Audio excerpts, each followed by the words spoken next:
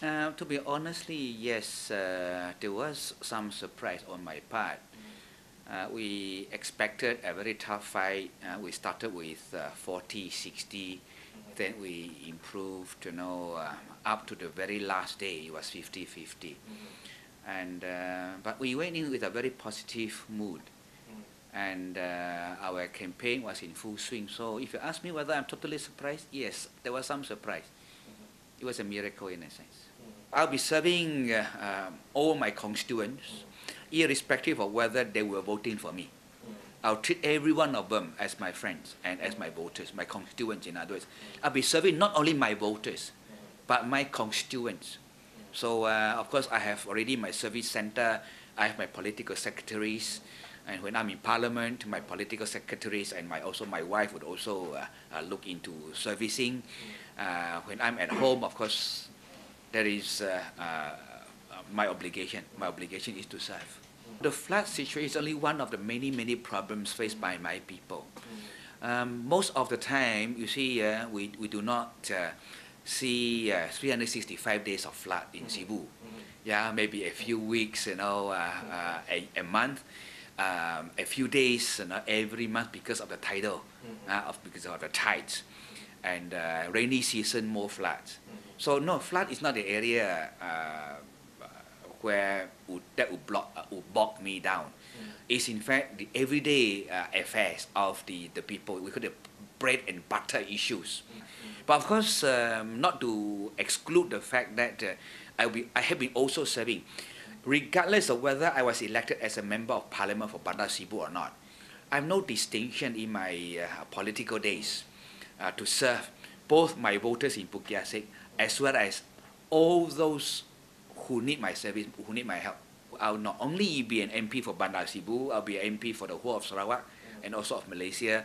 And any problem that concerns our Malaysian public, our Malaysian rakyat, I have to bring them up.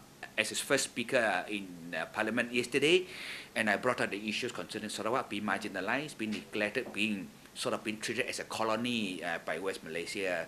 And I've also brought up the flood issues and corruption in Malaysia. Education issues in Sibu. So I've brought up regional as well as sectorial issues in Parliament. In compliance with my my speech after the election, I said that I'll be serving regardless of race, religion, and creed. And the first issue I'll be bringing up in Parliament will be the corruption in Sarawak. So I've already done it. You see, there are land issues, for instance, there are flood issues, for instance. Land issue is prominent throughout Sarawak, especially in Chinese areas. Flood issue is everywhere throughout Sarawak, from Param all the way to Kuching, all the way. And yet, in all those areas which SUPP are representing, can you see how effective SUPP has been? The way I look at it, no, they have been very, very ineffective. And much that they're trying to convince us that they have been trying the very best in the cabinet, if trying the very best in the cabinet still ends up in not being heard or being listened to, I think that's a failure. I think they must admit. And they have been admitting, actually, a few of the SUPP leaders have admitted that they are not that effective in the cabinet. All right, personally. Of course, they will not publicly admit it. But even without admission by themselves, we also know. So much that they are our arch rivals, we hope that they, before they got toppled by the people, they ought to make sure that when you are part of government, deliver. Make sure the welfare of the people have been looked into and looked after and catered for. As of now, I feel sorry for them. They are simply ineffective. On the Najib promise, Najib was actually making a promise in Regent Park on the eve of the poll, that will be on the 15th of April, saying that he was making a deal with the voters in Regent Park. Can we have a deal, he asked. The deal was, I help you and you help me.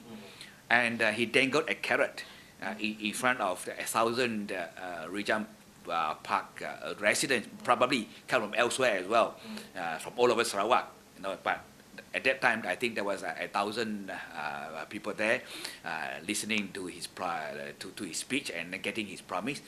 and I help you and you help me, I think that carrot didn't work very well, right? But nonetheless, Najib, of course, didn't know very well what Region Park stands for.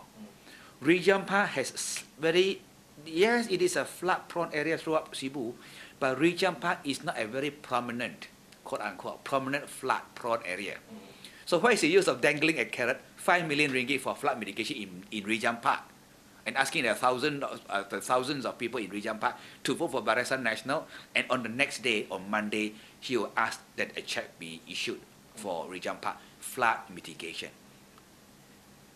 If you spend 5 million in Region Park for the purpose of flood mitigation, I really don't know whether Najib knew exactly what he was talking about.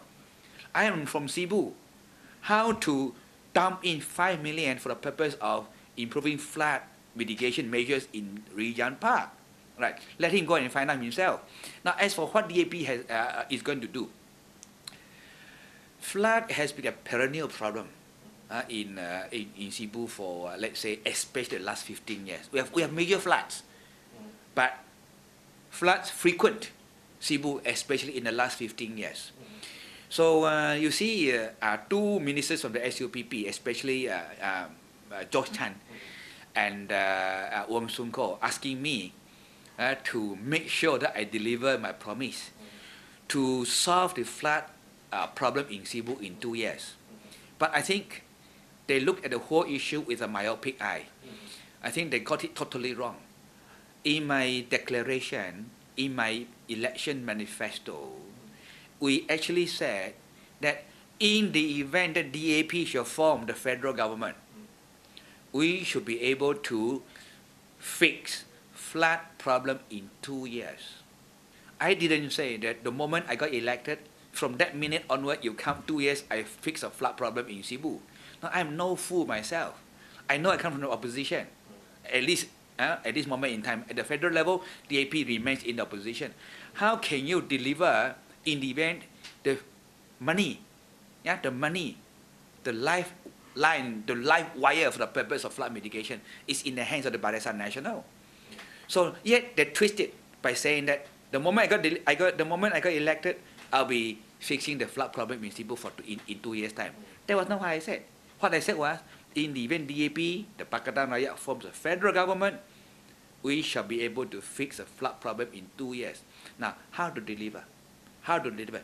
In the event the Pakatan Rakyat, DAP included, forms a federal government, how could the flood problem in Sibu be fixed in 2 years? The answer is quite basic. It's quite basic. It's logic as well. The cause of the flood in Sibu is mainly the bottleneck and the shallowing riverbed of the Region River. You know, as in my speech delivered yesterday in Parliament, I said I measured at the center of the Region River in 2005, and the center is only 6.5 feet deep. How could that be enough to discharge the water, the flood water from Sibu residential areas to the South China Sea? 6.5 feet. And along the Region River and the Igan River, there were a lot of bottlenecks.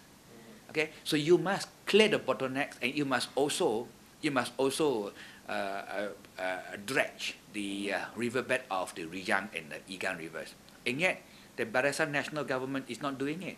I just don't know why they're not doing it. Apart from not doing it, you know, in 2008, a few Chinese experts were in Sibu, and they held a forum.